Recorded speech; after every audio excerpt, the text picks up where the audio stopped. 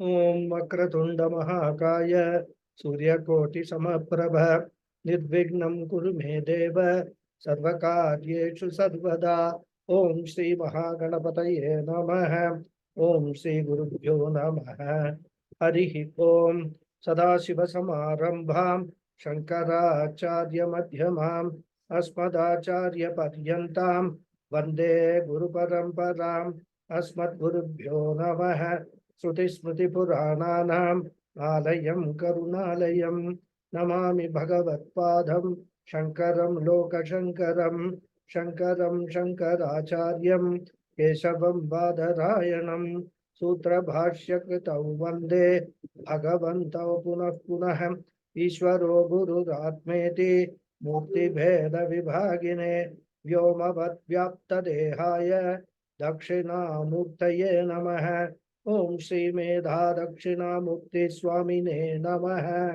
ओम सहनाववतु सहनौ भुनक्तु सह वीर्यं करवावहै तेजस्विनावधीतमस्तु मा विद्विषावहै।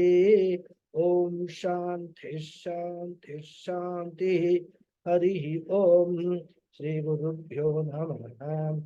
हरि ओम। ओम पार्थाय प्रतिबोधितां भगवता नारायणेन स्वयं व्यासेन ग्रथितां पुराणमुनिना मध्ये महाभारतम् अद्वैतामृतवर्षिणीं भगवतीम् अष्टादशाध्यायिनीम् अम्ब त्वामनुसन्धदामि भगवद्गीते भवद्वेषिणीम् यं ब्रह्मा वरुणेन्द्र रुद्रमरुतः सुन्वन्ति दिव्यैस्तवैः वेदैः साङ्ख्यपदक्रमोपनिषदैः गायन्ति यं सामगाः ध्यानावस्थिततद्गतेन मनसां पश्यन्ति यं योगिनः यस्यान्तन्न विदुःसुरासुरगणाः देवाय तस्मै नमः। Namaste everyone. If you have not marked your attendance, please go ahead and mark your attendance. Okay. Yeah, we were in the 12th sloka.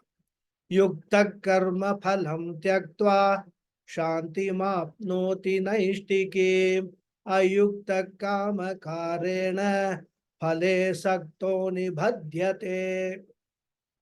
This is the sloka we are seeing. So Bhagavan Krishna, after highlighting that the highest result of karma yoga is Chitta Shuddhi, here in this sloka presents one more benefit of karma yoga. He points out that when someone performs action with the body, mind and intellect and sense organs, without identification, without deha abhimana, and also without attachment as to the results of that action, and he does it purely for mental purity, that person will get an additional benefit, which is relative peace of mind. It is like getting a free gift when you buy some electronic appliance, isn't it? You go to this mall and all that, buy something and you get a free gift along with that. But we must understand that permanent peace of mind one will get only when one gains self-knowledge, gains jnana. But with Karma Yoga sadhana itself, one will gain relative peace of mind. Now the question is, how does this become possible? As we saw, it is because a Karma Yogi uses his past and his future also very, very intelligently. And therefore, Karma Phalam Sangam Tyaktva, having given up the attachment to the results of his karma, the future is no longer a burden for him. The future is no longer an unknown challenge for him. And the lessons learned from the past and the absence of anxiety about the future ensures this relative peace of mind for a yukta hai, a karma yogi. On the other hand, ayukta hai. Ayukta hai means one who is not a karma yogi, just a karmi, a doer, no karma yoga attitude, etc. Who has got all future expectations for the results of his karma. He does not know how to use his past and future intelligently. So he abuses the past. How one failure comes, once he fails, he curses the past. He becomes dejected, becomes pessimistic. There is no focus on learning from the past and doing course correction. And as we saw, apart from making one pessimistic, the past leads to fatalism, or whatever, how it is pronounced. Most of the people are fatalistic. What can I do? I tried twice or thrice, every time I failed. God is not in my favor. God is very unfair. Easy way out they take. Nothing is in our hand. They will become suddenly philosophical. What is there in my hands? Everything is in God's hands. We are all only puppets. He is making us dance and we are all dancing. This is what they say. They become pseudo-philosophers. So past can lead to pessimism, but the same past can lead to wisdom also. You can learn from past, analyze why something went wrong. And then do course correction for the future. I should be careful about these things. I have found many people who are very arrogant. Like, there is Kovunosti Sadrisham Maya, as Krishna says. Who is there like me? Very arrogant people. They get away for a very long time with their arrogance. Because generally people are, very accommodative. Especially if this arrogant person is a boss, he will show his arrogance to his subordinates. For quite some time, he will succeed getting things done through that. But a time will come when the same arrogance will prove to be a nemesis for him. Because there will be someone else above him who will be more arrogant than this fellow and he will show him his place. That is why humility is always guaranteed success. If you are humble in approaching anything in your life, in your relationship with other people and all, you will gain a lot of respect. There will be a lot of accommodation in your mind. Okay, such and such person has done a mistake. That's fine. I mean, I will go along with it. I will try to correct him. I will try to guide him.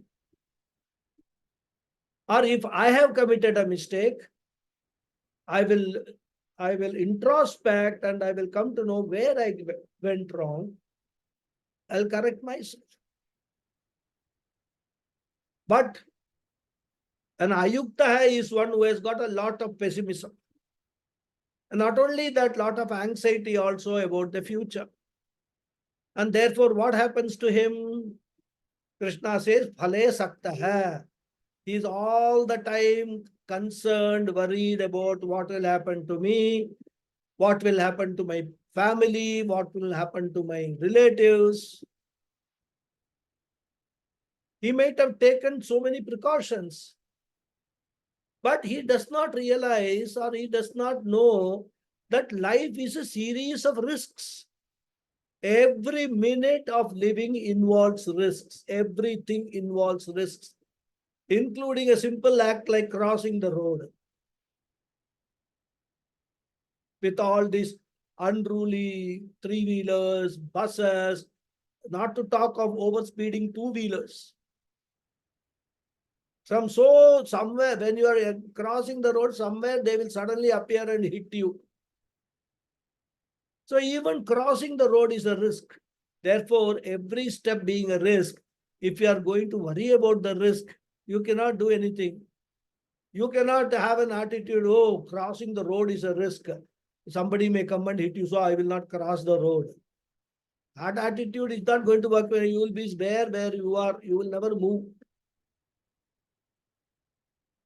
Therefore, true security is only surrender to God.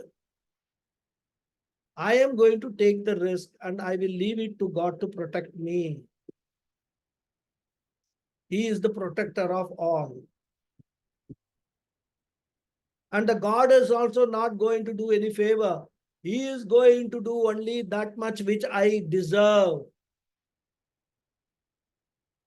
Thanks to my past karmas, past karmas in this janma.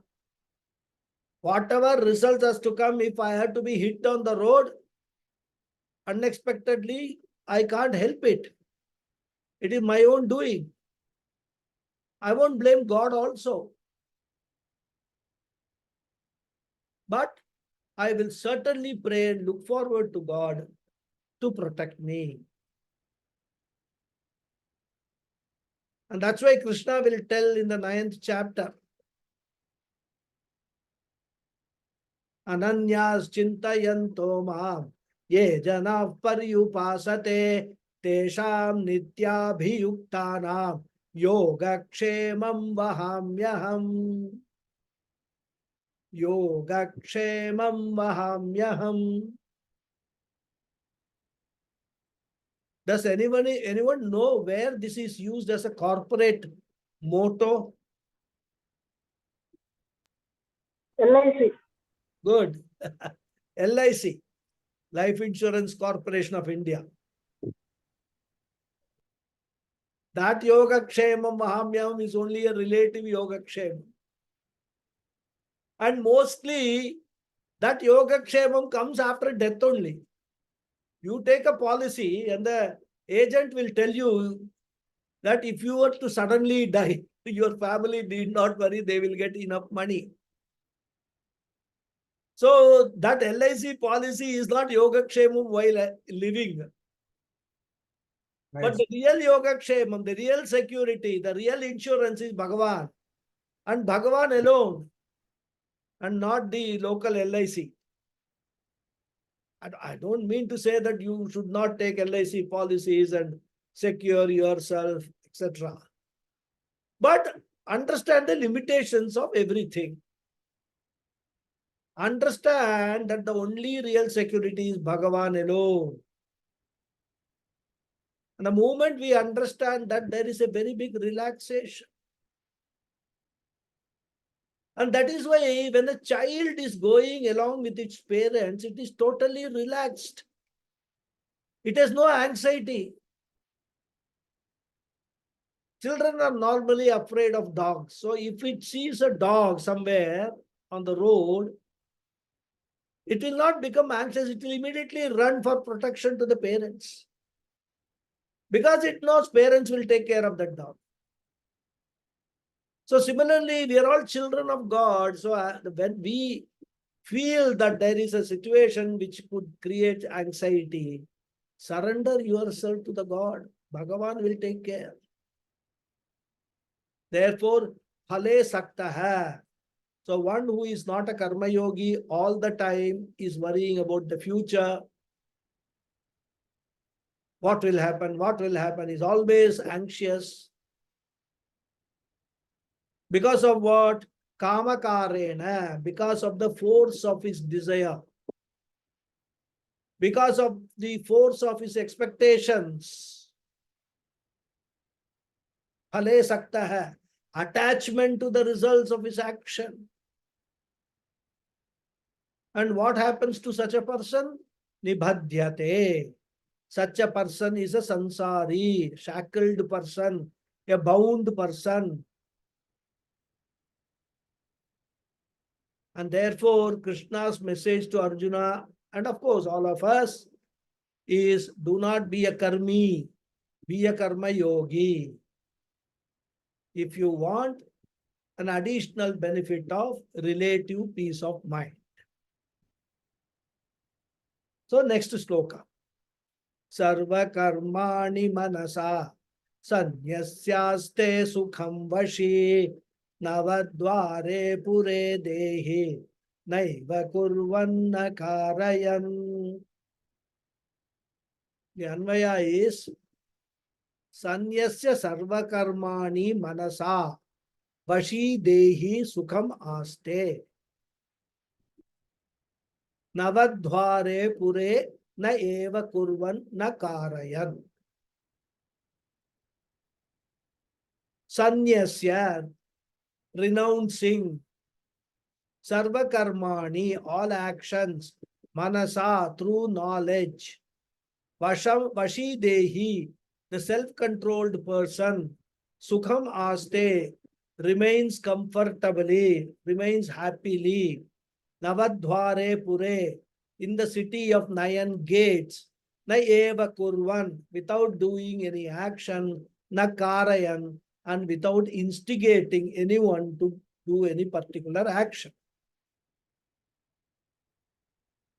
So renouncing all actions through knowledge, the self-controlled person comfortably remains in the city of 9 gates without doing any action and without instigating anyone.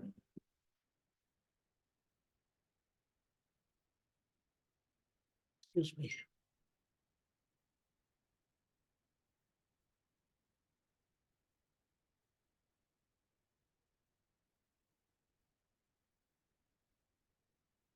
So with the previous verse, Krishna has completed the topic of various stages of sadhana, which he started from the 7th verse.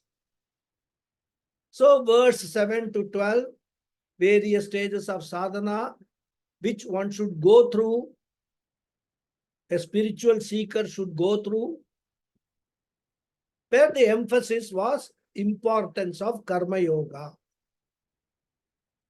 So he talked about karma yoga. Of course, as I said, it is not the only place he talks about karma yoga. You have seen 2nd chapter, 3rd chapter, 4th chapter, everywhere. He does talk about karma yoga also. Now, from 13th verse, that is the one which we just now read, up to 21st verse, Krishna is going to talk about Jnana Yoga, which is the next stage after Karma Yoga, whose importance actually many people do not know at all.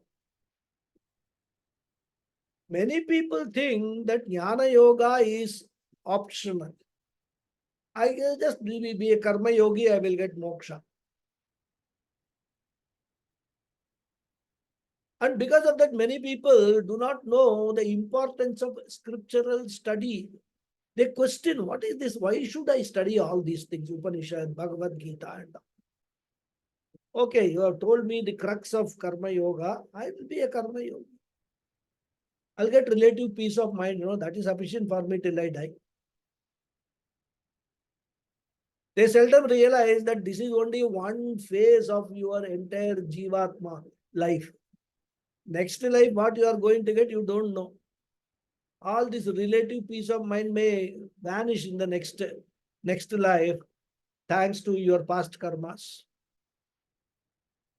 Therefore, Jnana Yoga becomes very, very important, not optional. You want to put an end to this miserable, grief-stricken Jivatma. Life after life, birth after birth, you are suffering all these things. Want to put an end to that. And only way you can do it is Jnana Yoga. But as I said, many people think, no, I will continue to be a devotee. I will follow all the values. I will do my regular pujas. And I do all these things and lead a noble life. Will that not lead to liberation? Why should I study scriptures? This is the basic question. Krishna wants to highlight that it is important to study the scriptures, gain jnanam, and gain moksha because of that. Because liberation can be got only through jnanam, and jnanam or knowledge alone, or knowledge can be got through study of scriptures alone. So that you have to come to Jnana Yoga is choiceless. But when you come to Jnana Yoga is your choice. You can postpone it. You can come to Jnana Yoga in this Janma after retirement. You can come to Jnana Yoga in the next Janma or 10 Janmas later. But you cannot avoid it. The earlier the better, because if you postpone it for a post-retirement project, you do not know whether all your faculties will be fit enough, all your organs will be intact and functioning. For that matter, whether you will survive your retirement at all or not, that also what the guarantee.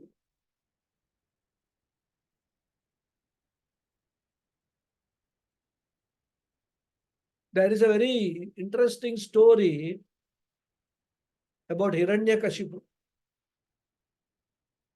He was told that you have got 1 week to live, 7 days to live. So in these 7 days at least, you take the name of Bhagavan, you listen to the glories of Bhagavan, etc. So that you will get a good post-death life, whatever it is. So he goes to Shuka Maharishi. Shuka Maharishi, you all know, is the son of Vedavyasa. He goes to him and he tells him this, that I have been told that I am going to live only for 7 days. Why don't you teach me something or keep me engaged in Bhagavan Nama for these days? Shuka Maharishi, it seems, laughed. He says, oh my God, you are such a great person. And you are coming to a poor mortal like me for this. You say that there is a guarantee that you are going to live for 7 days. I do not know whether I will be alive tomorrow or not. So that is also very uncertain. What will happen to me in the next moment, I do not know. Therefore, I should not waste time. If I am convinced that it is Jnana Yoga alone will give me moksha, I should catch that bus very quickly, isn't it? Therefore, if you are a serious seeker of liberation, you should come to Jnana Yoga, self-knowledge at the earliest. Therefore, verses 13 to 21 is Jnana Yoga, self-knowledge, which actually is the central theme of the 5th chapter. Krishna brought in the topic of Karma Yoga only as an incidental topic in order to maintain the continuity of the teaching. So, the 5th chapter primarily deals with Jnana Yoga. And what is this Jnana Yoga? We have seen it again and again and again. How to get this Jnana Yoga?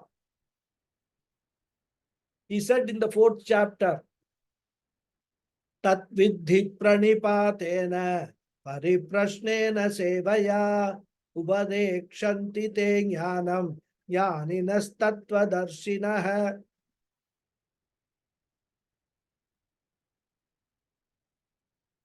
This is the practice of Jnana Yoga, which Krishna said in the 4th chapter. What does it mean? One should approach a guru, Tattvadarshinaha, Jnaninaha, Tatvidhi, to know that Pranipatena Pariprashnena Sevaya. We have discussed all these things in detail. I won't go again into that again. So Jnana Yoga is a systematic and consistent study of Vedantic scriptures for a length of time under the guidance of a competent guru. Systematic and consistent study of Vedantic scriptures. We must underline this or double underline this, because there are other Dharmasastra Grantha, Dharmashastras, which will give you only knowledge of Dharma. And Dharma is important for purity of mind. But Dharmashastra cannot give you self-knowledge, because they do not deal with the self. Or even if they deal with, it is only hinted at in a few verses. It is only the Vedanta portion, the Upanishad portion. They reveal this knowledge of the self. Therefore, consistent and systematic study of Vedantic scriptures, which dwell with this knowledge, which gives you a comprehensive answer for the question, who am I? What is this world? Who is God? What is the relationship between God and the world? What is the relationship between me and the world? What is the relationship between me and God? All these, why are we created? What is the purpose of this creation? What is the purpose for which I am born? All these basic questions are dealt with in Vedantic scriptures as 5 topics, and in Vedantic scriptures alone. Not in the Veda Purva Bhaga. Veda Anta Bhaga only all these questions are answered. And these are very, very genuine questions for a thinking mind. So Jiva, Jagat, Ishvara, Bandha, Mukti. 5 topics. And those scriptures which contain these 5 topics are called Vedantic scriptures. You see the beauty. If a scripture doesn't deal with these 5 topics, then it is not a Vedantic scripture. Anyhow, coming back, so consistent and systematic study of the Vedantic scriptures for a length of time under the guidance of a competent guru is called Jnana Yoga.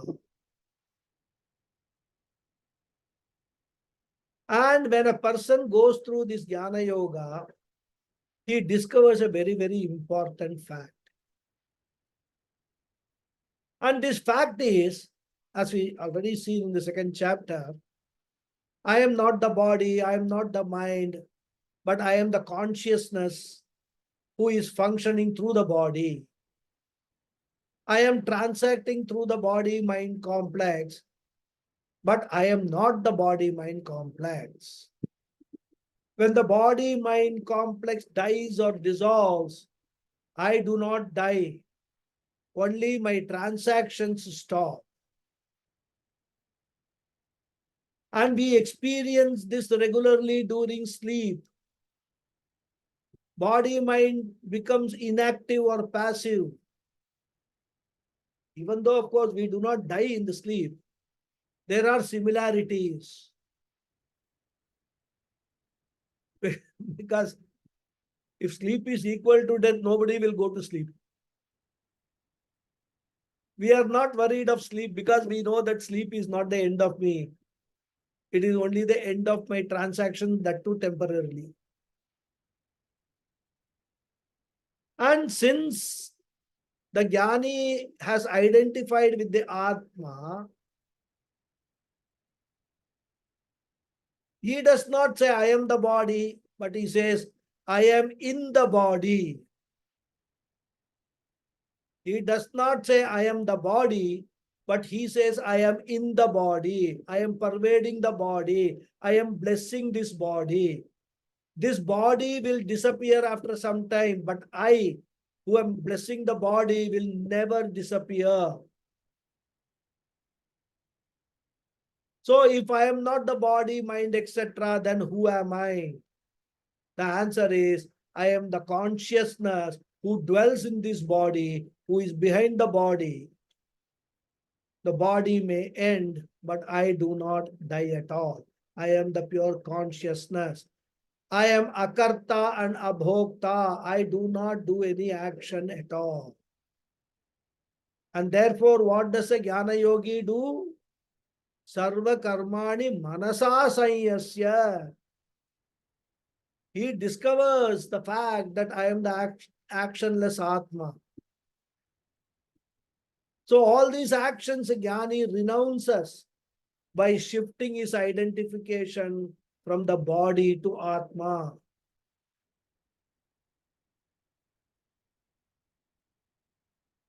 He does not physically renounce the action, but he renounces his abhimana on the action,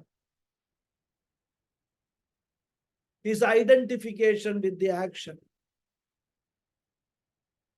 So action renunciation is action abhimana renunciation.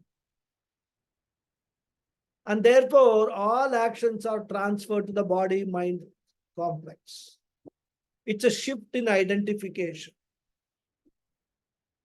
Therefore, instead of claiming the actions as mine, I hand over the locus of the action to the body-mind complex. The body-mind complex will have to act in the world, and it will have to reap the results also. All this we have discussed in great detail, second and third chapter. And that is what Krishna is again emphasizing here. Sarva karmani sanyasya. A jnani renounces all actions. And how does he do that? How does he renounce the actions? This sloka is important for understanding this. Normally, one would understand that renouncing action means refraining from doing any action. Sitting in one corner, eyes closed, doing nothing. That is being actionless. But the question is, how can one be actionless? Every movement we are engaged in some action or the other. Even while we are sitting in a corner with eyes closed, we are breathing, isn't it? Breathing is an action. Can we live without breathing? Therefore, we have to carefully understand what Krishna means by sarva karmani sanyasya, by renouncing action. And this is just one sloka which Shankaracharya quotes very often in his bhashyams. So how does he renounce the action? He says, one does not physically renounce the actions. Actions will continue at the body and mind level. But he does not claim the actions as his actions because he is detached from the body-mind complex, and therefore he says, I do not act. He says, in my presence, the body-mind complex acts. Previously, I said I act, but now the vision is what? In my presence, the body-mind complex acts. And not only that, I fully understand that the body-mind sense complex cannot avoid action. And therefore, manasa sanyasya. Here the word manasa means jnanena, by wisdom born of knowledge. And what is that wisdom? I am not the temporary lower self, the body-mind complex. I am the higher self, the Atma. Iti akartru Atma Vijnanena Sarva Karmani Sanyasya. So the word Manasa is not mind. Here the word Manasa means by knowledge. He renounces through knowledge. It is an internal renunciation through detachment. It is not an external renunciation. Urva Urvarukamiva bandhanat mrityormukshiyamamritat. We all chant this sloka. Quite often, if somebody is sick in the hospital, we'll sit outside the ICU and keep chanting this sloka. Trambakam yajamahe sugandim pushtivardhanam urvarukamiva bandhanat mrityormukshiyamamritat. Or this is, a homam is done. Triambakam yajamahe, very popular mantra for physical health and longevity. There's nothing wrong in doing it, in fact. But the original purpose of the mantra is not for physical immortality. Because physical immortality is impossible and you cannot pray for that.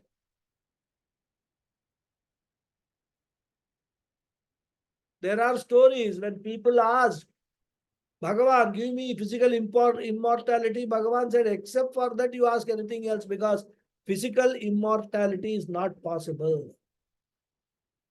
Whoever has claimed that physical immortality is possible, they themselves have disappeared. They are dead and gone. So immortality is not physical. Immortality is gained by knowledge. The very knowledge that I am not the mortal body gives you immortality. This knowledge is called attainment of immortality. I am not the mortal body. And therefore, the body's mortality does not belong to me. This is the knowledge. This is what this Urva Rukameva Bandhanat Mrityor Mukshiya Mamritat implies. Therefore, Manasa Sanyasya. And once I have known that I am the immortal Atma, and I have learned to accept the body's mortality, then the greatest advantage is fear of old age is gone. Fear of death is gone, which is the biggest fear for most people. So for a jnani, once all these fears are gone, how does he remain? He says, Sukham aste. There is a great relief. There is a lightness in the mind. We use the word enlightenment, isn't it? What is that enlightenment? Normally, we connect this enlightenment to shining a light, right? Again, a wrong understanding. Enlightenment means making myself light. My mind was always very heavy due to so many problems of the samsara. But now that I have gained this knowledge of the self, the real knowledge, the mind which was heavy has become light. I am enlightened. Because people complain, their minds are heavy due to lots of fears. They want to get out of the mind by various methods. And that is why, some other philosophical systems, they focus on getting out of the mind, making mind thoughtless.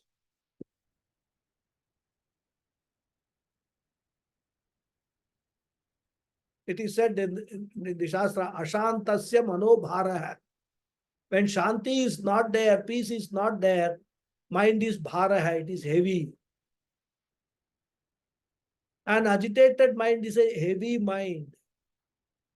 And this knowledge about my real self, my real I, the higher I, removes that bhara, that heaviness of the mind. Sukham aste. Vashi. Vashi means a jnani, man of control, man of mastery, a swami, who has full control about all his thinking, all his actions. How he leads his life, he has full control over that.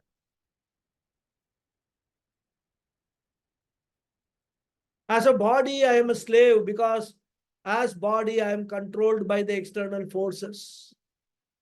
As consciousness, I am the controller of the external forces. As the dream individual, I am the creature in the dream. After waking up, I am the creator of the dream. So just like on waking up, I get the understanding that the entire dream, which I took it to be real while dreaming, after waking up, I now realize that that dream world was inside me only. I was the creator of the dream world. So once I shifted my identity from the dream I to the waker I, it made a big difference.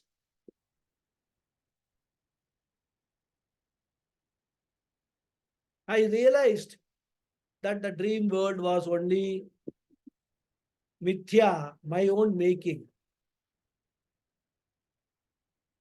Similarly, when you have a spiritual awakening, Bashi, this master, this jnani, Sukhamaste, leads his life very comfortably. Other people may be worried about their bodily condition, but he is not worried about who will take care of me in my old age. When I am about to die, breathe my last, who will give me a drop of water? Who will put rice in the mouth, etc.? Who will do shraddham for me? Whether the children are there. There are children, but there is nobody to do the karma. What will happen to my dead body? All these worries are from which standpoint? From ahankara standpoint, from ego standpoint. But a jnani's ego is fully resolved. He identifies himself with the Atma, and the Atma does not have all these problems. Therefore, Sukham Aste, very, very comfortable. For an Ajnani, Ahamkara, ego appears too big. But in the case of a wise person, he learns to look at the Ahankara from a mountain called the Atma. It is just like, you look at a coconut tree from the ground, it's so tall, so big. But when you look at the same coconut tree from a mountain, it becomes very small.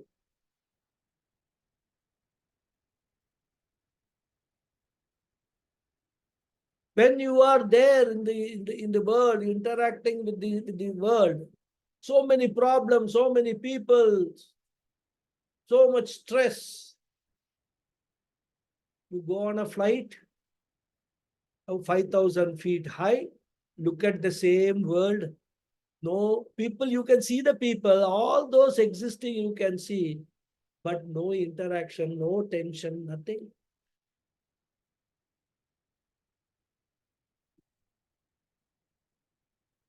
All things have become very small. Similarly, all your life's problems will appear very, very big if you view them from a Ahankara standpoint. But you look at the same problem from the standpoint of Atma, from a higher plane, all problems, even the greatest problem, will appear like a small pinprick. So a jnani does not avoid the problems of Ahankara. A jnani looks at his own ahankara from the Atma's standpoint. That is the difference. When I shift my identification from body to Atma, I learn to look at this body objectively. I realize there is nothing special about this body. This body is one among millions of bodies. Billions of bodies have appeared and disappeared, and nothing has happened to the creation. Even my own close relatives, they have disappeared, and nothing and major change has happened to my life. For some period, we lament, we cry, we are in shock, all that, but then afterwards, life goes on. As usual, cheerful life. If a lady loses her husband, how long do you think that she is going to be in mourning? These days, they are not in mourning even on the second day.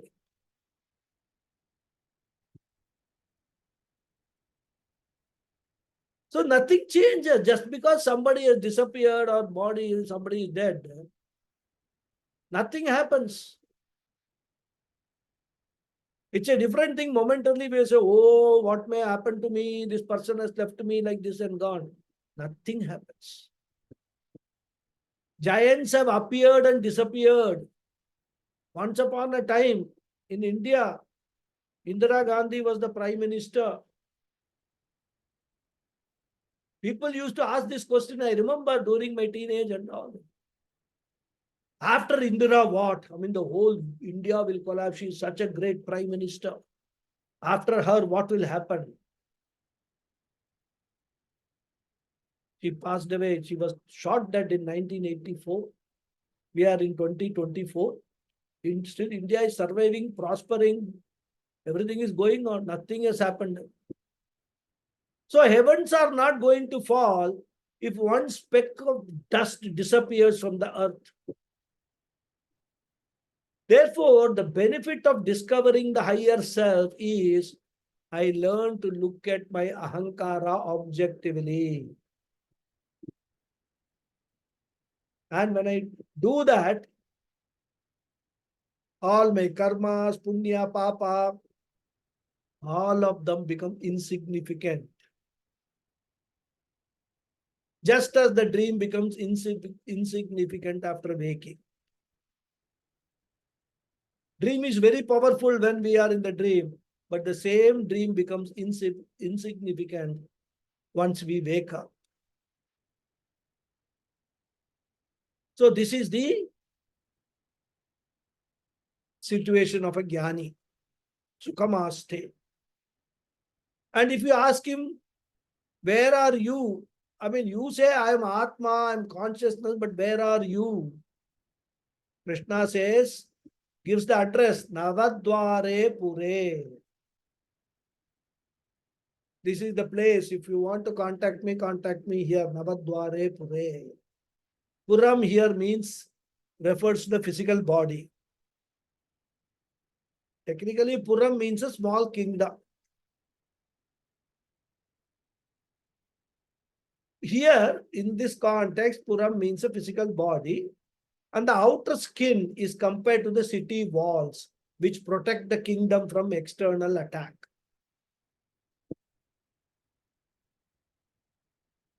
So the external skin acts as a wall of protection, like any kingdom. I mean, olden days, yes, forts will be, but there'll be walls out there. We got a Chinese wall. Why was Chinese wall built? To protect the inhabitants from external attacks.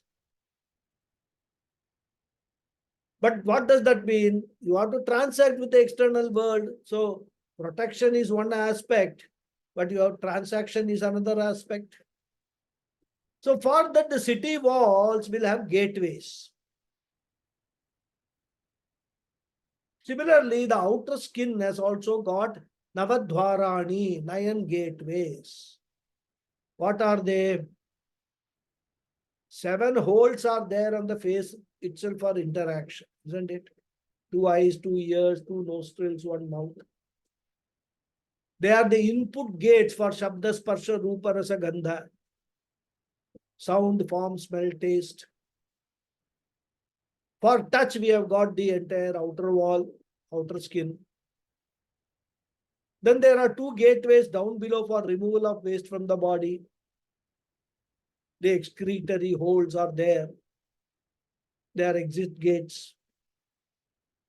Some of them, of course, are both exit gates and entrance gates also. Mouth is a classic example. It has a special standing. When I am speaking, I am conveying my ideas to you. Therefore, the ideas coming from inside are going out. So mouth acts as an exit gate. And when I eat food, the very same mouth is functioning as an entrance gate also. So it's a both main gate in exit and entrance. So thus the body is a wonderful city with a city wall and 9 gates for interaction. And there are roads and roads in the form of all blood vessels. There are highway roads also. Aorta, pulmonary artery, all those medical terms are all the medical, terms are there. There are capillaries, bylanes, small streets. Similar to any city, a city also has highways, roads, streets, bylanes, etc. And there are traffic jams also in this body, in this Navadware Pure, in the form of blockage of the blood vessel.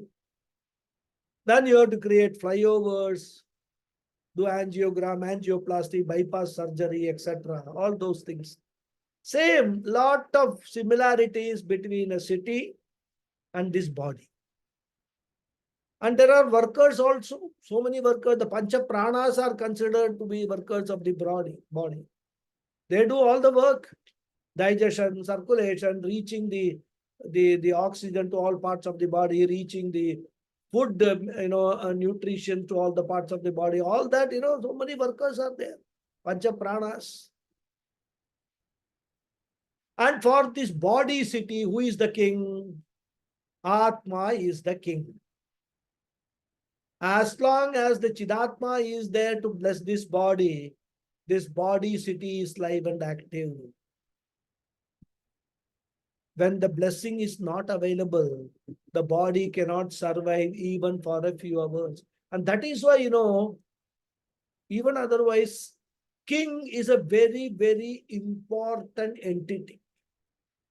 Everybody in the city or a kingdom identifies with the king. Even chess game, all focus on attacking the king and making the king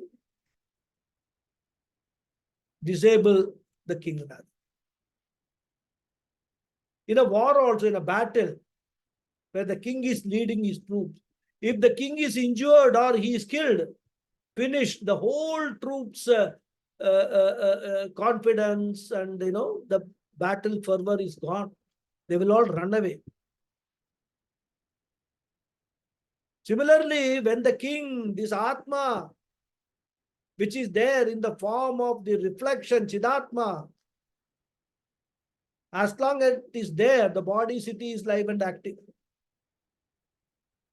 When the Atma leaves this body, when the blessing is no longer available, the body cannot survive even for a few hours.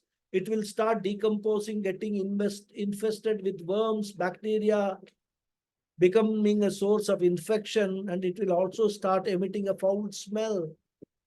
All because the Raja is not there, the king has abdicated. Therefore, who is the Atma? Atma is the Raja. And Jnani is identifying himself with that Raja, with that king, with that Atma. Therefore, we say Jnani is the master of this body. Therefore, Vashi Dehi, the Atma, the Jnani, resides in Navadware Pure, in this body city. He resides, he pervades. And what action does he do?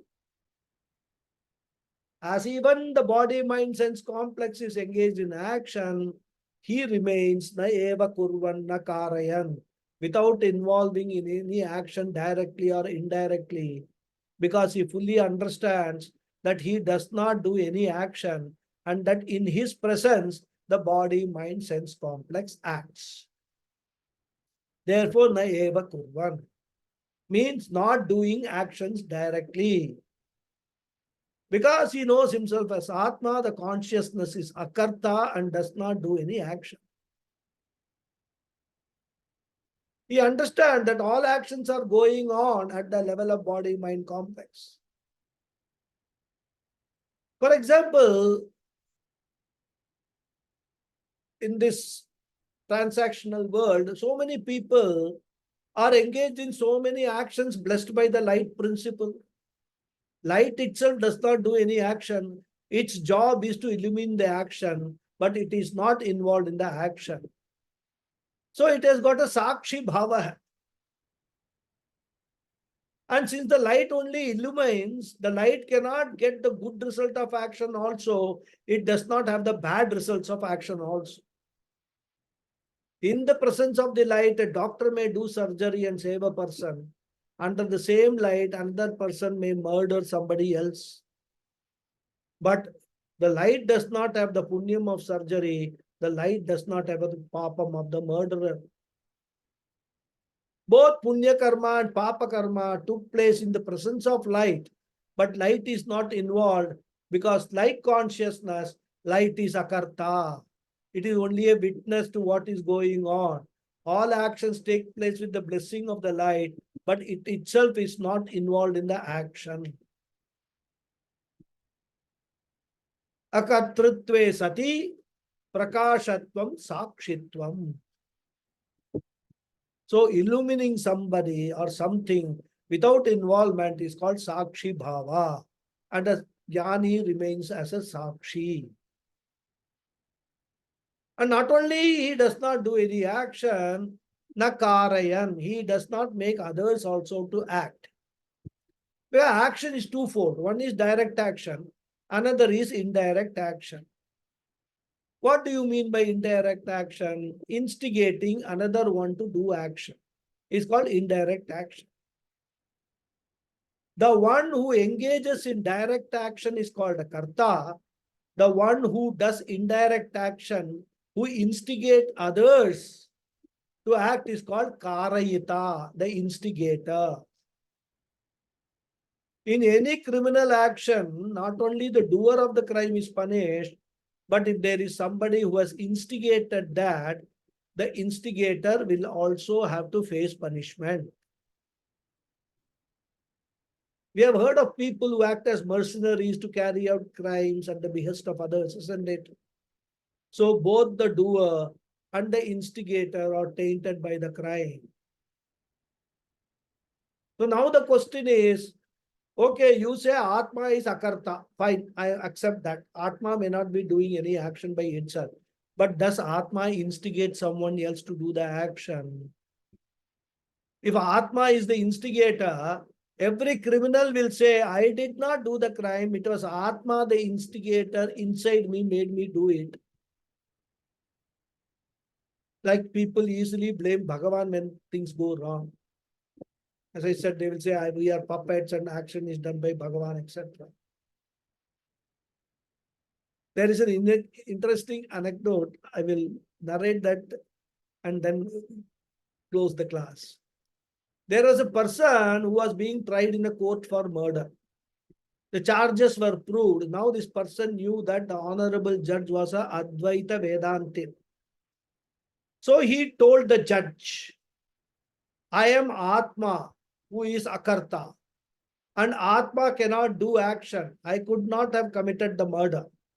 So I cannot be punished for something which I did not do. Very powerful argument for a Vedanta, right? But the judge, as I said, was himself a Vedantin, accepted the argument of the criminal. Judge said, I agree that you identify yourself with the Atma and therefore you could not have committed this crime. I know you are Karayita also. You are not a Karayita also. You could not have instigated this crime also. Because I know what is the nature of Atma. But the crime has been committed by your body-mind complex. That you accept. Now, all actions are done by the body-mind sense complex. So that crime deserves the highest punishment of death penalty. So even when your body-mind complex is punished like this, I am not punishing you, the Atma. I am only punishing your body-mind sense complex which committed the crime of murder. And I know, and you know that you cannot be killed because as Atma, you are na jayate mriyate va kadachit. Therefore, Krishna says, don't blame the Atma. Do not blame Bhagavan. Atma na karayan. It does not instigate also. Na karta na karayita. Atma does not ask a criminal to do a crime. Atma does not ask a saint to do a noble act. Atma is simply present as the witness, exactly like the light, which will illumine the good actions and also the bad actions. Goodness and badness belong to the lower eye. The higher eye does not have either goodness or badness. That's why Kathopanishad says, Anyatra dharmat, anyatra adharma. Atma does not have punyam also, papam also. Therefore, naiva kurvanna karayan aste. We'll stop here. Continue in the next class. Om Purnamada Purnamidam Purnat Purnamudachyate Purnasya Purnamadhaya Purnameva Vasishyate Om Shanti Shanti Shanti Harihi Om Sri Gurubhyo Namaha Harihi Om. Thank you all very much. Dhanyavadaha. Thank you very much, Guruji. Thank you. Thank you, Thank you, Guruji. Guruji. Hari Om. Hari Om. Thank you, Guruji. Guruji. Dhanyawadaha. Namaskaram. Hari Om. Namaskaram. Hari Om. Thank you, Guruji. Thank you. Thank you, Guruji. Thank you. Thank you, Guruji. Namaste, Pranam. Very nice. Thank you, Guruji. Yes, Hariji.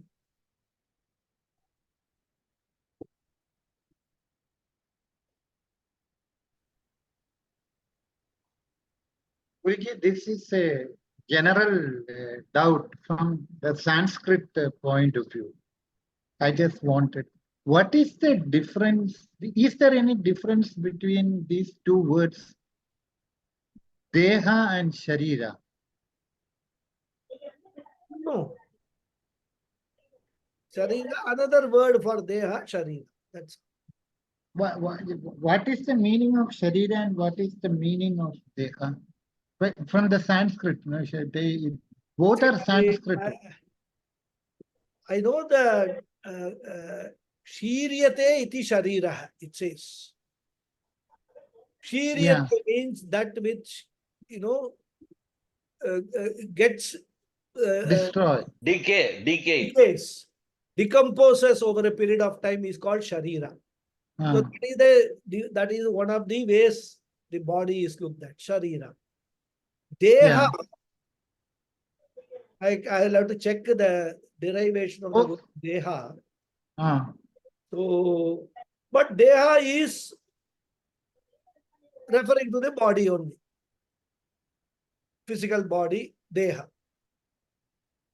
So, in terms of meaning, there is no difference.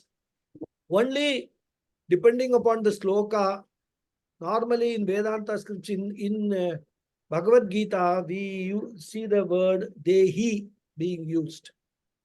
Dehi means the one who has Deha. Right? Yeah. Deha asya asti iti Dehi. So that is the only, different ways of calling the same thing.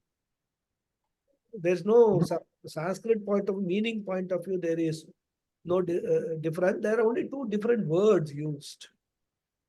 How did you define Shiryate? Shiryate iti Sharira. Shiryate iti. Shiryate means that which decays. Okay. Iti Okay. Yeah. Okay. Okay. Thank you. Thank you. Anjali ji. Yeah, Namaste, Guruji. Namaste. Guruji, this after death, people do Dehadana. So, what is the Jnana Yogi's way of looking at it, or what Shastra says. Shastra says that who gives you the right to do Dehadana? Mhm. Your Deha is made of what? If you understand, Panchamahabhuta. Yes. Panchamahabhutas. So the Deha belongs to Panchamahabhutas. Hmm. So the Panchamahabhutas have got a right to decide what happens to your Deha. Mhm. And as per the cosmic order, the Panchamahabhutas say, I want my part of the Deha back. Agni says, give me back my portion. Vayu says, give me back my portion. So, as of now, as it is, we have no right to decide either on our own behalf or on somebody else's behalf that I will do this Dehadana and things like that. Mhm. So, Shastra does not support all these Support. activities Okay. from a Shastra point of view. But then Hmm. 99% of the people know nothing about Shastra. Hmm. So, what we can say, let them do whatever Okay. they want to do. It is Okay. like, you are taking a large amount of money from somebody. Hmm.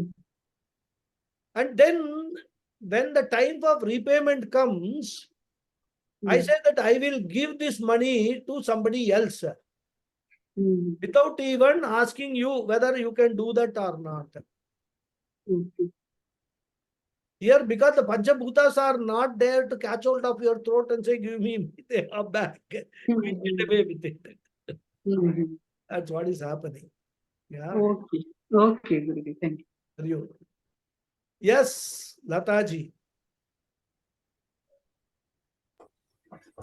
Namaste, Guruji. Namaste. There's just I have a question, but before that, just a quick uh, input about what Anjali ji asked about the question about Dehadana. One of my senior friends here, she passed away about 3 years ago. She was a retired doctor herself, and she had donated her body posthumous, of course, to the medical studies. And here, I don't know, I had not heard of that. I had known about that in India, but then I didn't know the other details. But here in the UK, so they made use of the body for they make use of the body for 2 years for studies, and after that they cremate the body and hand over the ashes to the family. That's the system here in UK, Guruji, about the Dehadana. Yeah, but then, of course, what happens in India is it's not a full Dehadana. Dehadana somebody may do for what you said, for some research purposes and things like that. But then people will donate eyes and, kidney, whatever it is. I don't know too much about these organ donations. But the point is that according to the Shastra, there are rules of what one should do and how one should do once the Atma leaves the body or the body becomes dead. Right. Within so much time, it should be confined to the flames, right? All that is there in our Shastra. Yes. Or sannyasis, how the body should be dealt with and all. So if you are a Vedic practitioner, you will do what has been said in the Vedas and which does not give any scope for any Dehadana or even Angadana and all that kind of thing. Right. So that is the thing. I mean, see, we are not here to Yeah. people what they should do, what they should not do. Everybody will take their own decision. People will even question what is the logic behind all these things and all. Yes. Logic and all, according to me, very simple. Body, if we believe the body has been given by Panchabhutas, it is our responsibility to return it to the Panchabhutas. And that is also told in the Shastras, how it should do and all that. All the mantras which are chanted and all that, it's all meaning only. Thank you very much. I am now returning whatever you gave me so that you can use it elsewhere, etc., etc. All those. that Okay, mantras. Guruji, thank you. I mean, the question I have, I think I'm mixing up here the what I've heard from Vivek Chudamani and from Bhagavad Gita. I think I'm mixing up the issues. Here we are talking about once the Atma leaves the body is not able to function itself and it perishes. But in Vivek Chudamani, we learned that Atma neither leaves or enters. It is only the Sukshma and the Karna Sharira which leaves and enters the body, isn't it? So, but here for the Bhagavad Gita purpose, we'll just take it as Atma leaves the body. See, again, this question you asked me a few classes ago. You must always remember, when we say Atma, you must differentiate between Atma and Chidatma. Right. Chidatma is the reflection. Yes. Atma cannot leave. Atma is all pervasive. Yes.